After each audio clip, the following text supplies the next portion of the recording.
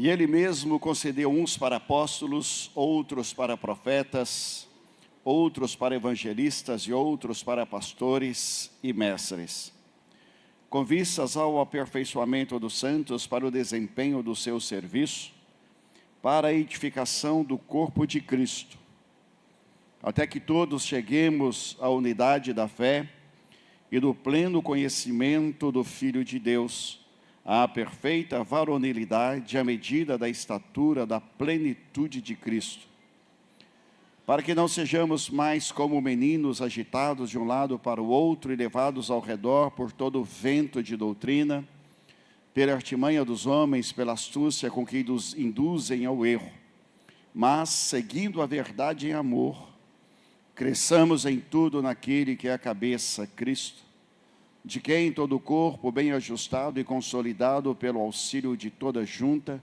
segundo a justa cooperação de cada parte, efetua o seu próprio aumento para a edificação de si mesmo em amor. Verso 25. Por isso, deixando a mentira, fale cada um a verdade com seu próximo, porque somos membros uns dos outros. Irai-vos e não pequeis, não se ponha o sol sobre a vossa ira, nem deis lugar ao diabo. Aquele que furtava, não furte mais, antes trabalhe fazendo com as próprias mãos o que é bom, para que tenha com que acudir ao necessitado. Não saia da vossa boca nenhuma palavra torpe, sim unicamente a que for boa para a edificação, conforme a necessidade, assim transmita graça aos que ouvem. E não entristeçais o Espírito de Deus, no qual fostes selados para o dia da redenção. Longe de vós toda amargura e cólera, e ira e gritaria e blasfêmias, e bem assim toda malícia. Antes, sede uns para com os outros benignos, compassivos, perdoando-vos uns aos outros, como também Deus em Cristo vos perdoou. Amém. Mais uma vez, vamos orar, vamos pedir a bênção de Deus para a palavra que será ministrada. Pai querido, nós te louvamos pelo teu amor, pela tua presença aqui neste lugar. Te louvamos, Deus, porque sabemos que o Senhor é o Deus que fala conosco. O Senhor é o Deus que tem uma missão e propósito na vida de cada um de nós. Vem nesse instante, Senhor Deus, nos conduzir. Que a tua palavra, Deus, encontre guarida na mente e coração de cada um de nós. E haja, Senhor Deus, edificação na vida de todos nós. É o que nós oramos, agradecidos, em o nome de Jesus. Amém. Amém. Podeis assentar. Aleluia. Pois bem, meus queridos irmãos, nós lemos um texto de Paulo,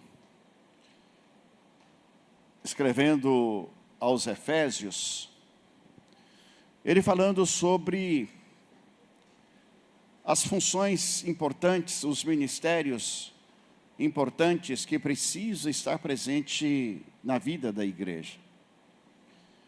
E a igreja saudável é a igreja que é contemplada por todos os ministérios.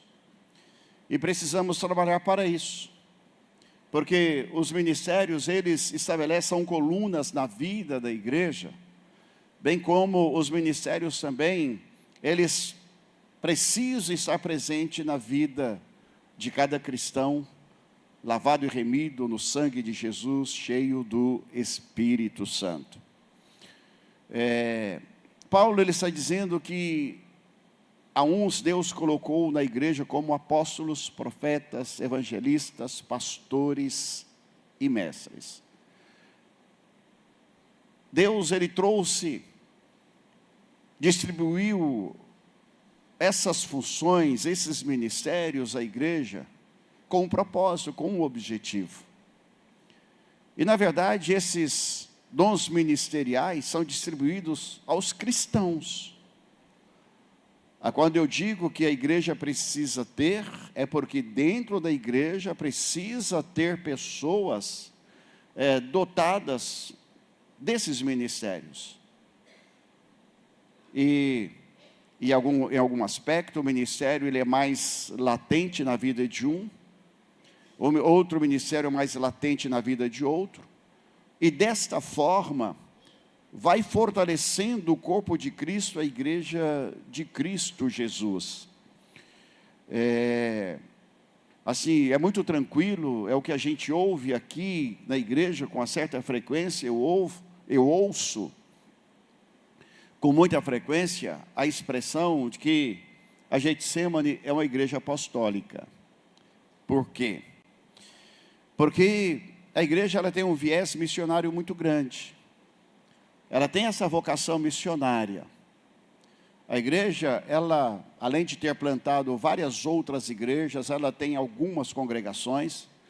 A Getsemane, durante um bom período, ela sustentou casais lá na África, casais autóctones, que são os obreiros locais.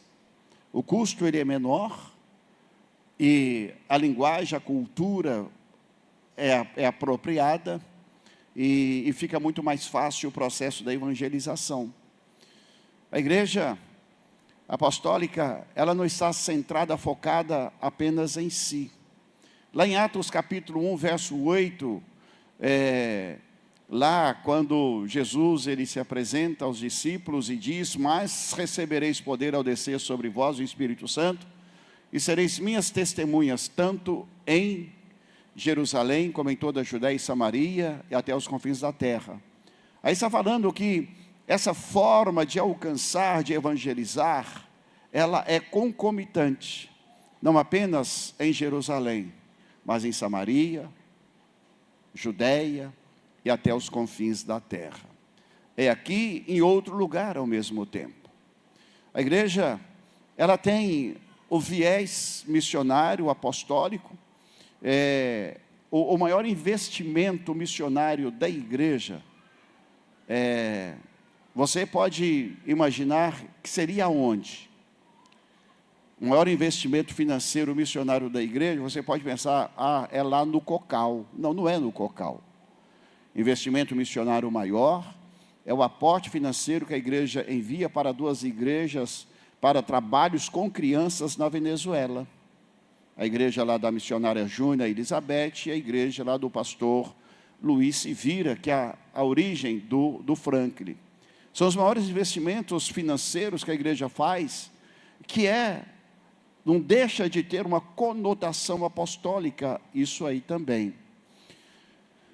Deus, ele nos chamou para fazer, assim, e fazemos com responsabilidade. Por exemplo, há muitos anos que a igreja, ela faz uma ajuda missionária mensal para uma casa que cuida de homens de rua, lá em Anápolis, da Missão Vida, que é ligado à igreja presbiteriana. Há muitos anos que a igreja faz esse aporte financeiro, é um valor, ele pode não ser alto, mas ele é considerável, principalmente pela fidelidade. Todo mês a igreja faz. As congregações, as igrejas já plantadas e várias outras atividades que a igreja faz, como com viés missionário de evangelização. A igreja todo ano ela está fazendo uma ação de evangelização maravilhosa na Agrotins. A Agrotins, ela é um trabalho fora das 4 paredes da igreja, com um alcance extraordinário, abençoador. E a gente estando lá, você começa a receber os testemunhos da nossa presença lá naquele evento, como também testemunhos de pessoas que passaram por lá, pelo nosso estande, em anos anteriores. A igreja, ela precisa ter uma vocação, e ela precisa cumprir com a sua missão. Mas a igreja não são as 4 paredes. A igreja são as pessoas marcadas pelo sangue de Jesus, que faz parte da comunidade Igreja Batista Getsemane. São as pessoas que foram chamadas para exercer o ministério apostólico, profético, de evangelização, de pastoreamento e de ensino do mestre. Interessante que nós precisamos parar e identificar, que dentro da nossa igreja você identifica situações proféticas também. Nós temos profetas aqui no nosso meio, mas não são aquela situação profética de eis que eu te digo. Às vezes esses eis que eu te digo não está dizendo nada, porque muitas vezes a palavra pregada, ela se transforma numa palavra rema, numa palavra profética na vida das pessoas.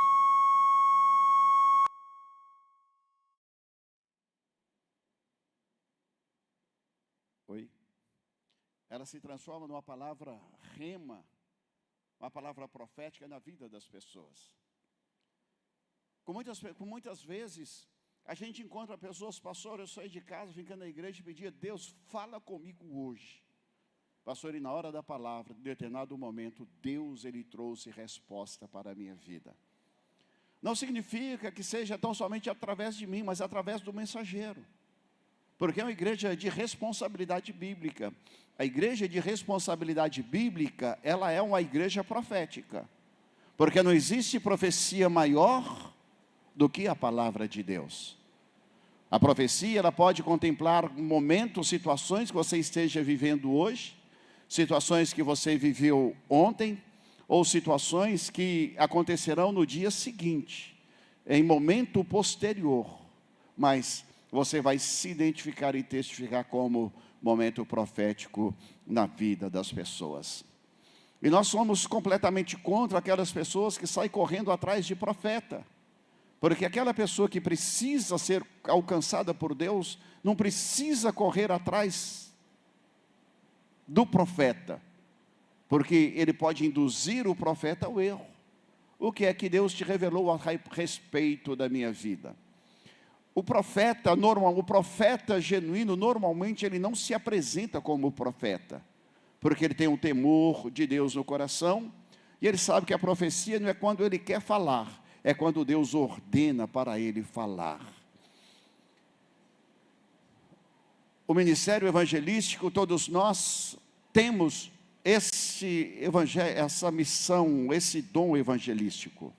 Todos nós fomos chamados para fazer missões. Todos nós fomos chamados para fazer missões. Se alguém achar que não foi chamado para fazer missões, está no lugar errado, então pede, Senhor, o meu tempo aqui já se cumpriu, me leva. Porque todos nós fomos chamados para fazer missões.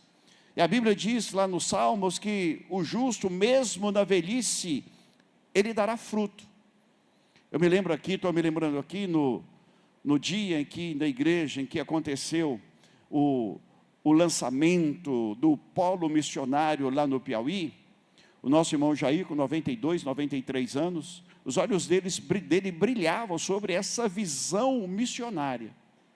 Chegando lá na sua empresa, lá no hotel, ele veio conversar com o pastor Joaquim, me conta a respeito dessa questão de missões. E os olhos brilhavam. Porque evangelizar, fazer missões, é algo que precisa arder no coração de todos nós. Nós precisamos entender que o chamado, ele é nosso. Isso é uma particularidade que Deus ele concede aos seus filhos. E a evangelização, não existe ninguém que não tem o dom, o ministério da evangelização. Todos nós temos. Porque o ID não é para um ou para outros, o ID é para todos, é para mim. Bata no seu peito e diga, o ID é para mim. Diga para o seu vizinho, o ID é para você. E é isso mesmo, ide por todo mundo, pregai o evangelho a toda criatura. Aquele que crer e for batizado será salvo. Aquele que não crer será condenado. aliás, já está condenado, como diz João 3,17. Pois bem, o profeta é aquela pessoa que fala da parte de Deus para inspirar, para motivar, para corrigir, para exortar, para gerar caminhos, para preparar a pessoa também para colocar a sua vida em ordem. É um privilégio muito grande esse aspecto profético na vida das pessoas. Ele é mais importante do que o apostólico? Não, não é mais importante. O fato de estar numa sequência apóstolo, profeta, evangelista, pastores e mestres, não significa que são os maiores que vêm primeiro. A ordem dos tratores não altera o viaduto. São específicos, são situações específicas para cada um. E na verdade, da mesma forma com que nós temos o chamado para sermos evangelistas, todos os outros têm também uma vocação para o ensino. Todos têm a vocação para o ensino, uns numa graduação maior, outros numa graduação maior, numa percepção menor, mas todos nós. Como que o evangelista ele vai evangelizar se ele não ensina? Evangelização faz parte do aspecto do ensino. Um ambiente de pastoreio extraordinário está presente dentro das células. Um líder de célula é um pastor. Não é um pastorzinho, é um pastor. E às vezes com muito mais efetividade no pastoreio do que o pastor principal da igreja. Porque ali ele vai cuidar, ele não vai cuidar do todo, ele vai cuidar daquele grupo específico que está ali sendo acompanhado, orientado, ensinado. Porque o espaço celular é um ambiente de ensino, de crescimento, de alimento. Célula é o ambiente de alimento espiritual. Diga para o seu vizinho, célula é o ambiente de alimento espiritual. Quem é o pastor? O pastor é aquele que guia, é aquele que guarda, aquele que protege o povo, aquele que conduz o povo. É maravilhoso. Sabe, a gente tem algumas experiências. Por exemplo, uma irmãzinha nossa aqui, eu vou contar só um dos exemplos nossos, de vários exemplos. A Delcione, ela passou por um acidente muito grave, ficou internada há vários meses. E de vez em quando eu pergunto, como que você está, Delcione? E ela dizia, pastor, incrível, a minha célula cuidou de mim todos os dias. O líder da minha célula pegava a minha filha, levava para a escola todos os dias, e ela era no hospital. O líder da minha célula se preocupava e vinha na igreja, pegava a cesta básica e levava para casa. Isso é um pastoreio, não é? E às vezes eu pergunto, você sumiu, meu irmão, por que foi que aconteceu? Por que você está tão sumido? Pastor, eu tive hospitalizado, eu estive doente, mas a minha célula cuidou de mim. Eu fui suprida pela minha célula. E a gente ouve isso porque é um ambiente de pastoreio. Isso é o que? A presença do ministério pastoral dentro da igreja. Ele é muito mais efetivo do que o pastor nominal, porque é o pastoreio de fato, né? O Casados para Sempre é o ambiente de pastoreio, mulher única, crowd, tudo faz parte do processo de pastoreio. E quanto mais juntos nós estamos estudando a palavra de Deus, mais protegidos nós seremos. Por causa de quê? Por causa do alimento trazido pela palavra de Deus. O mestre, quem é o mestre? Alguém que treina, que adestra, que capacita, alguém que ensina, que ajuda na formação de líderes, que ajuda na capacitação, trazendo maturidade para a igreja. Isso está presente na vida de todos nós. Todos nós precisamos entender que se eu não sou um professor por aptidão, eu sou um professor pela presença do Espírito Santo na minha vida. Eu não tenho habilidade eu não tenho muita habilidade para ensinar, não é que eu não possa ensinar, eu posso ensinar. Mas tem pessoas que têm uma facilidade muito maior para o ensino. Tem coisas que você sobressai, da mesma forma com que o nosso temperamento, ele é mesclado do sanguíneo, do colérico, do fleumático, do melancólico. Mas eles não os temperamentos, cada temperamento não é linear. Nós temos, oscila, de repente os predominantes em mim é o colérico e o sanguíneo.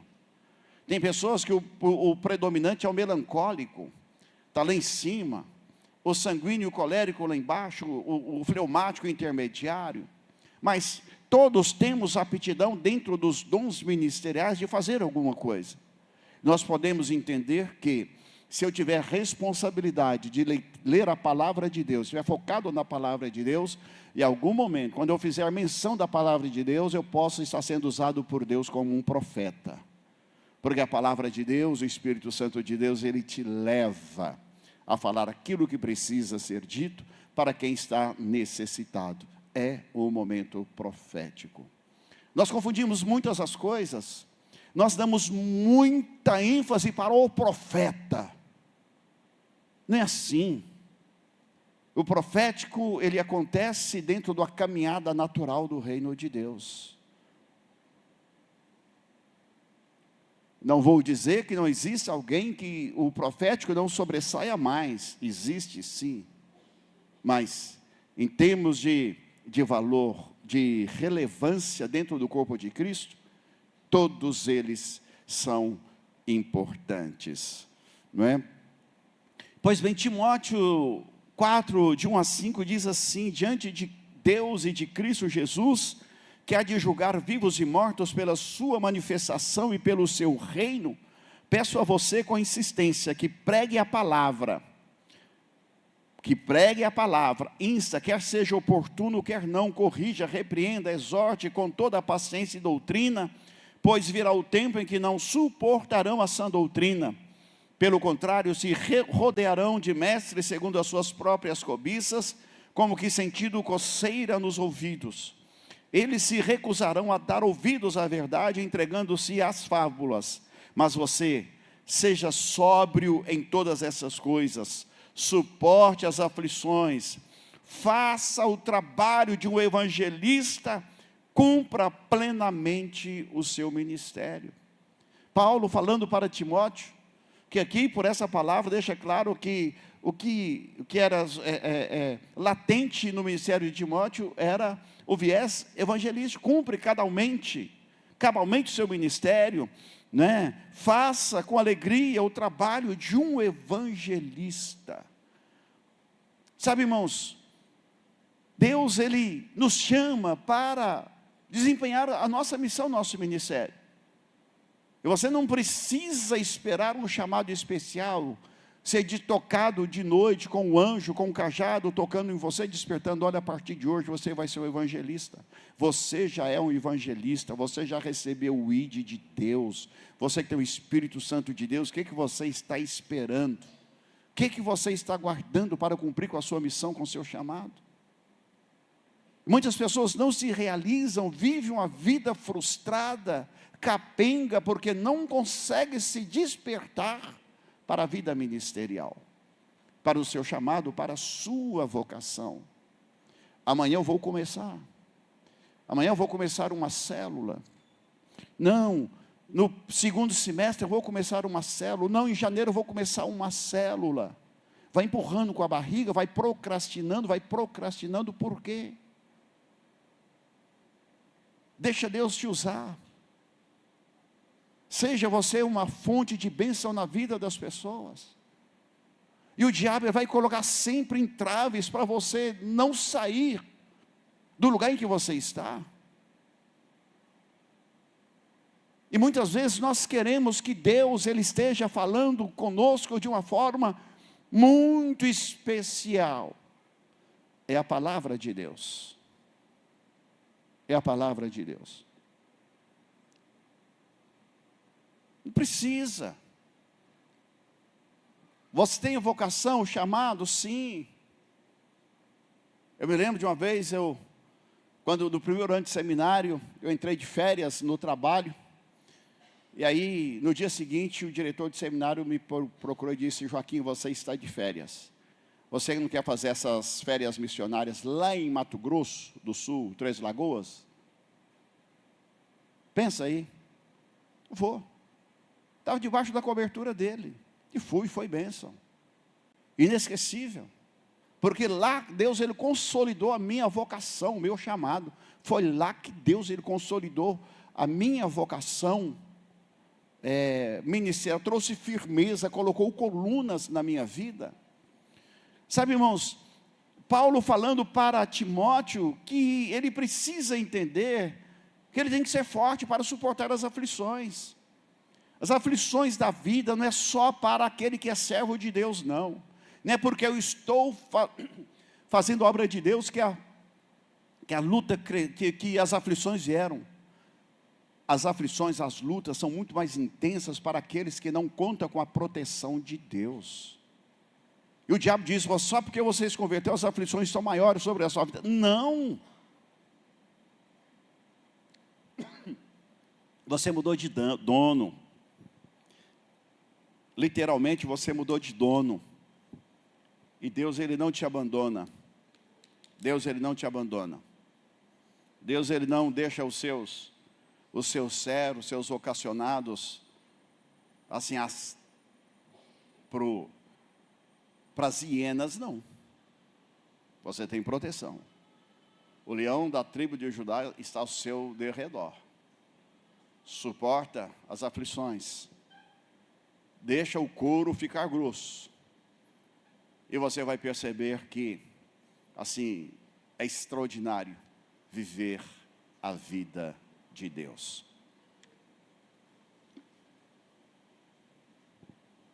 Algumas pessoas, de vez em quando, me perguntam: pastor Joaquim, e aí, como é que vai ser a sua vida depois? Irmãos, a minha vida, ela está nas mãos de Deus. Uma coisa, eu falei esses dias, eu não comprei pijama, não vou comprar pijama, porque pijama não combina com o Joaquim. Sabe? Eu estou à disposição do reino, eu vou caminhar, vou avançar em nome de Jesus. Não sei o que, não tenho muita clareza sobre o que vai acontecer, mas só sei de uma coisa: eu estou cumprindo com a missão, com o propósito, com muita firmeza, com muita convicção, e sei que Deus ele está comigo. É simples. Fazer a leitura dos sinais dos tempos, ter a definição, a convicção do propósito de Deus para a sua vida. Eu não fui chamado para desfrutar de férias. Não. A minha vida, ela prossegue. Eu quero viver com intensidade até a volta de Jesus. Isso é certo. Por causa de luta e de aflição? Não, não é por causa de luta não, irmãos. Uma coisa eu tenho certeza, eu não sou frouxo não. Dificuldades você enfrenta sempre você tem dificuldades. Mas também eu sei que Deus, ele sempre esteve comigo. Deus, ele sempre responde às orações. Deus, ele sempre supre as necessidades. Deus, ele mantém os seus anjos acampados ao redor daqueles que lhe pertencem, daqueles que são chamados, ocasionados. Se entregue, creia no poder de Deus, na presença de Deus sobre a sua vida, e você vai avançar, vai romper em nome de Jesus. Os dons ministeriais, eles não são dados por acaso, não é porque você é mais bonito, não é porque você é mais talentoso, não é porque você tem uma oratória, porque você toca bonito, porque você canta bonito, nada disso. Ele vem com um propósito, o propósito não é outro, é para aperfeiçoamento dos santos, para o desempenho do seu serviço, para a edificação do corpo de Cristo. Tem um propósito muito claro, muito bem definido. Vamos fortalecer o corpo de Cristo. Vamos trabalhar, vamos vencer, vamos lutar contra o pecado. Vamos lutar contra o profano, vamos lutar contra aquilo que é das trevas e vamos trabalhar para que as pessoas estejam vivendo em santidade e honra na presença do Senhor. Nós não podemos ser uma igreja que não tenha propósito, e esse propósito não seja voltado para fazer com que haja aperfeiçoamento do corpo de Cristo, e o aperfeiçoamento do corpo de Cristo é viver em santidade, porque sem a santidade ninguém verá o Senhor. Não adianta a gente estar aqui nesse domingo e a nossa vida ser lascada, ser completamente negligente nessa nossa caminhada espiritual no decorrer da semana.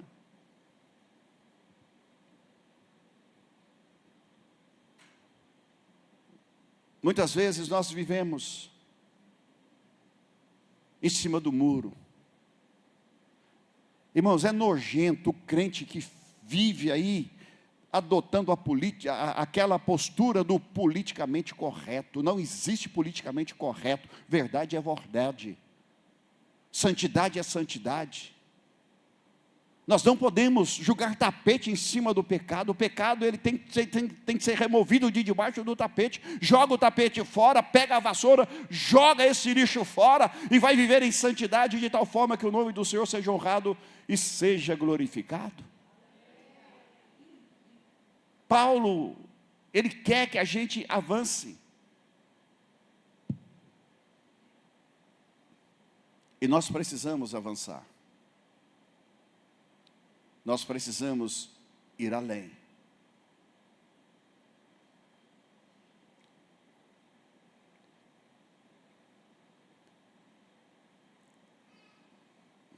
Deus, Ele não está procurando 32 mil. Ele prefere agir com 300. Mas que tenha consistência, que tenha alinhamento com Ele. Multidão não comove o coração de Deus. O que comove o coração de Deus são os seus filhos comprometidos com a santidade, pagando o preço, procurando ser semelhante a Jesus Cristo. O texto que nós lemos fala da mentira, temos que abandonar a mentira. Alguns dias atrás eu falei sobre essa mentira. É vergonhoso o crente mentir. O crente manipular é vergonhoso. Isso é nojento, irmão. Isso é repugnante. Crente que mente. Perdeu a noção do inferno. Perdeu a noção. Parece que esqueceu que o inferno não é uma realidade.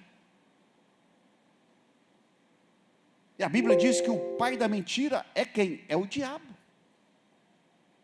Se você mente, você é filho do diabo. É o que a Bíblia diz. É só ler o Evangelho de João. Porque ele mente desde o início. Mas é muito difícil falar a verdade. O que é difícil falar a verdade?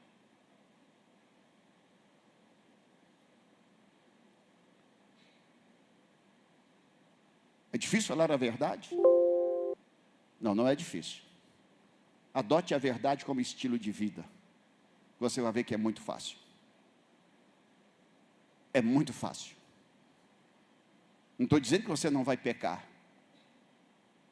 Mas estou dizendo que você precisa mudar o estilo de vida. Nós precisamos aperfeiçoar a nossa vida em Cristo Jesus. Nós dizemos que somos.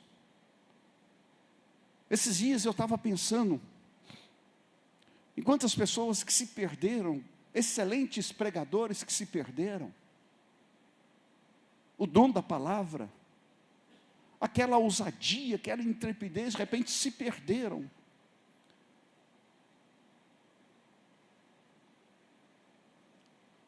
Homens proeminentes, que marcaram esta nação, que marcaram geração, se perderam. Nós precisamos estar atentos, porque de repente, não, eu sou o tal.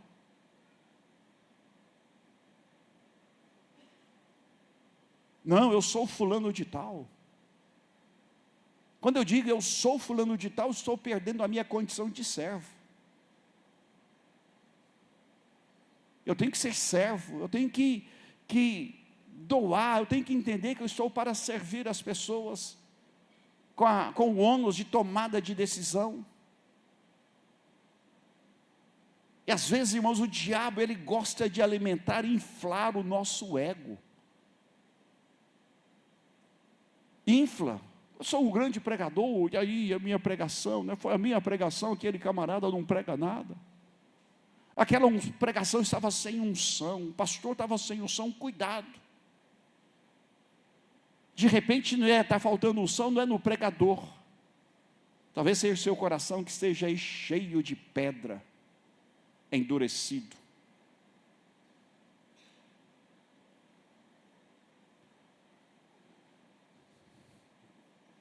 Esses dias eu estava conversando com alguém e lembrando eu vi um videozinho lá do Elvis Presley. De onde veio o Elvis Presley? De igreja. Tina Turner. Tina Turner era uma roqueira americana que arrasou nos anos 80. Saiu de onde? Das igrejas. Aquela Britney Houston, de onde é? Aquela voz linda, maravilhosa, daquele filme O Guarda-Costas, aquela mulher, ela encantou o mundo, morreu de uma forma deplorável. De onde veio? Da igreja. Marília Mendonça, de onde? Igreja. A igreja abandonou essas pessoas? Eu não acredito que a igreja abandonou essas pessoas. Porque muita taquara rachada continua adorando, servindo a Deus no nosso meio com muita alegria no coração. Não foi o coração dela, dessas pessoas que se encheram de soberba? Que se colocaram acima do bem e do mal?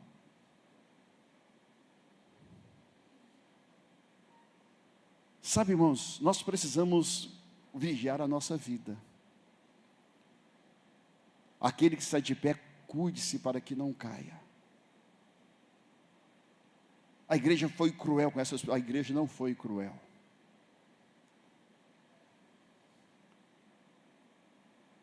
Às vezes tem debitado uma conta na igreja que não é devida. Às vezes as pessoas se encantam com a glória deste mundo, com os holofotes do mundo, com a fama do mundo.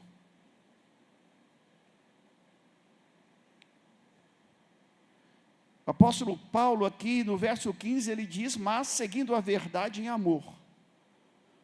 Seguindo a verdade em amor. Ou seja, a verdade ela precisa ser dita sempre, mas não de qualquer jeito, em amor. Você precisa dizer a verdade. Verdade é verdade, ponto final.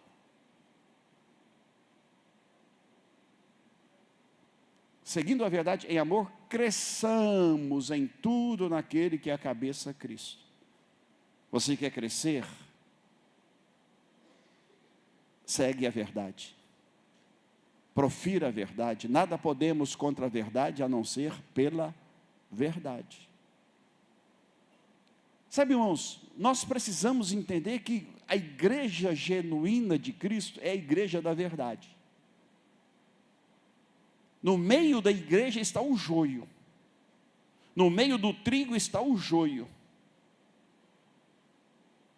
Não se encante com a beleza do joio, seja você o trigo, que é a essência de Deus. A mentira está para o joio, a verdade está para o trigo. O engano está para o joio, a verdade está para o trigo.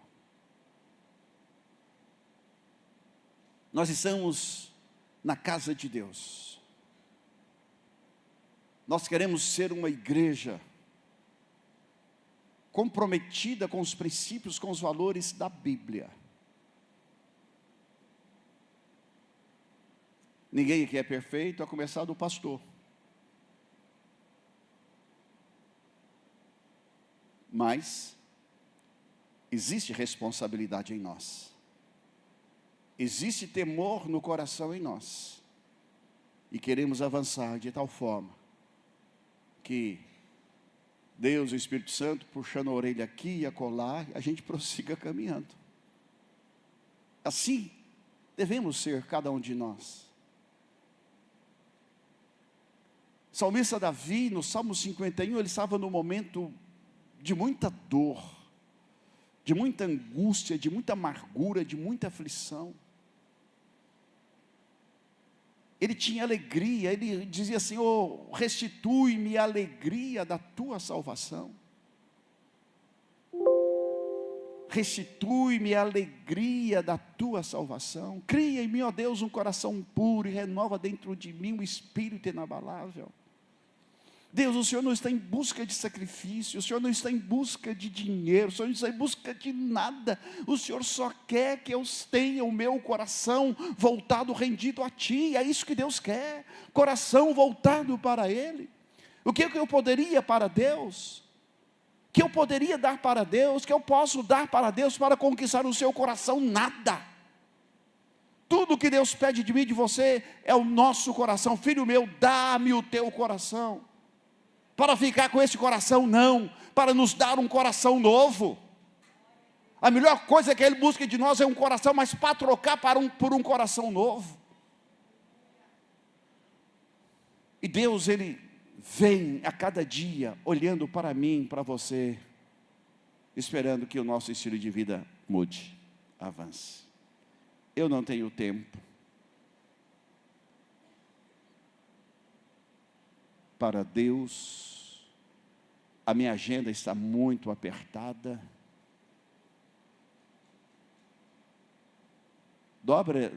Chega na sua casa, entra no seu quarto, fecha a porta do seu quarto e começa a orar: Deus, a minha agenda está muito apertada, por isso que eu tenho lido pouco a Tua palavra.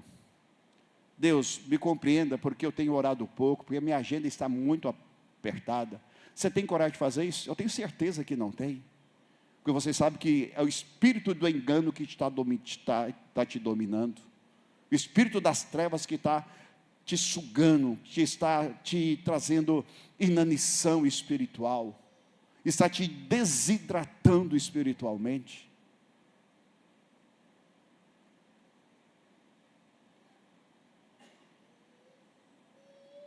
Se alguém tem falta de sabedoria, peça a Deus, que a todos dá liberalmente, nada lhes impropera. Peça a Deus sabedoria para você administrar a sua agenda. E você vai perceber que muitas coisas vão acontecer. Fiquem irados e não pequem. Não deixe que o sol se ponha sobre a ira de vocês. Não vai cozinhando o galo, não. Resolva os seus problemas enquanto é tempo. Quanto mais cedo você resolve os seus problemas, melhor. Não dê lugar ao diabo. Feche as portas para o diabo. Feche as portas da sua casa para o diabo. Ele não tem dó de você não, meu filho. Ele veio matar, roubar e destruir. Aqueles que estão lá nas trevas, estão com ele lá, estão sendo consumidos pelos prazeres deste mundo, ele não está nem aí. Mas ele está de olho em você, porque aqueles já estão no domínio dele.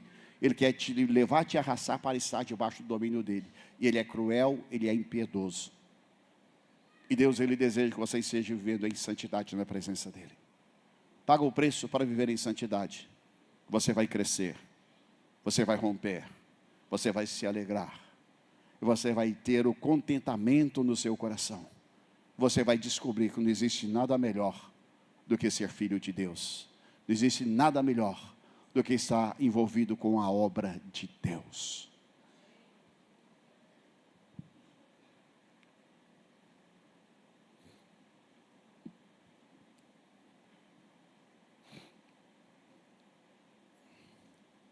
E certamente Deus, Ele vai derramar graça sobre a sua vida. Deus vai fazer o milagre acontecer na sua vida, depende de você.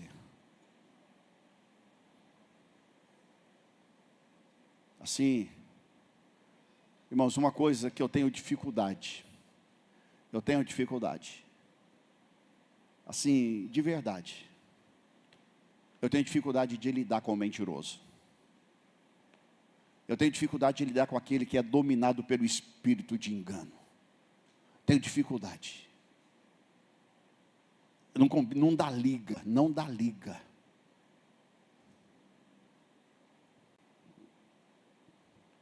É muito complicado. De repente você está achando, o pastor Joaquim está me chamando de mentiroso. Quem vai fazer essa avaliação é você. Ela não é minha, é sua essa avaliação. Ah, mas todo mundo faz isso. Não, eu sou crente, mas eu não sou bobo. Não, todo mundo faz isso, se não tiver uma mentirinha. Todo mundo faz isso.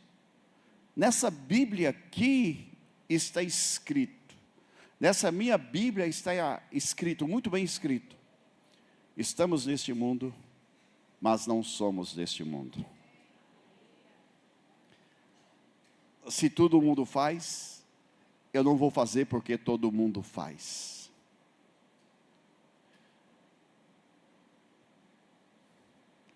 Faça porque Deus pediu você para fazer.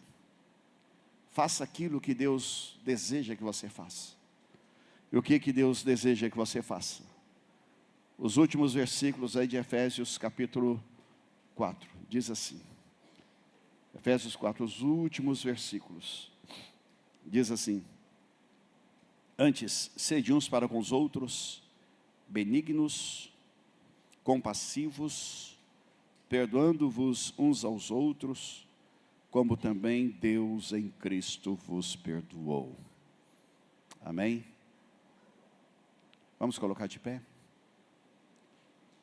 A última parte desse capítulo é um chamado, é uma exortação à santidade. Nós precisamos entender que o nosso objetivo precisa ser a santidade. E desejar ser santo é desejar ser como Jesus Cristo é. É agir como Jesus agiu. É tomar decisões que Jesus tomaria estando Ele no nosso lugar. No seu lugar. Feche seus olhos, fale com Deus.